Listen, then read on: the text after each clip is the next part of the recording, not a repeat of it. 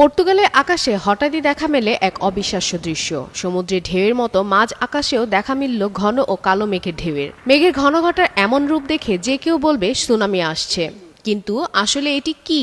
এ নিয়ে চাঞ্চল্যের সৃষ্টি হয়েছে। গেল রোববার হঠাৎই সমুদ্রের মাথার উপর ছেয়েছিল এক বিশাল মেঘের দল, যা দেখে আতঙ্কিত হয়ে যায় পর্যটকরা। কেউ কেউ এমন এক অভূতপূর্ব দৃশ্যকে স্মৃতিবন্দী করতে হাতে তুলে নেয় ক্যামেরা, ছবি তুলে ছড়িয়ে দেয় সামাজিক যোগাযোগ মাধ্যমে। সম্প্রতি ইউরোপের আবহাওয়া পরিবর্তন হতে শুরু হয়েছে। গ্রীষ্মের শুরুতেই তাপপ্রবাহে পড়েছে ইউরোপ। কোথাও কোথাও গরমের সমস্ত রেকর্ড ভেঙে গেছে। গরমের জেরে হাঁসফাঁস অবস্থায় চারপাশ। তারই মাঝে সমুদ্রের তীরে এই বিশাল মেঘের দেখা মেলে।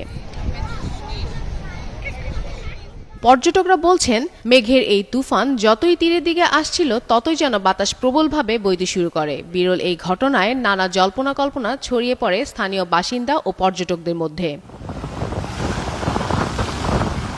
তবে আবহাওয়াবিদদের মতে এটি রোল ক্লাউড। সাধারণত তখনই এরকম রোল ক্লাউড তৈরি হয় যখন গরম ও শুষ্ক বাতাস ঠান্ডা সামুদ্রিক বাতাসের সংঘর্ষে মিলে যায়। এই সংঘর্ষের ফলে আকাশে এক অনুভূমিক নলাকার মেঘের তৈরি হয়, যেটা আকাশে গড়িয়ে চলে।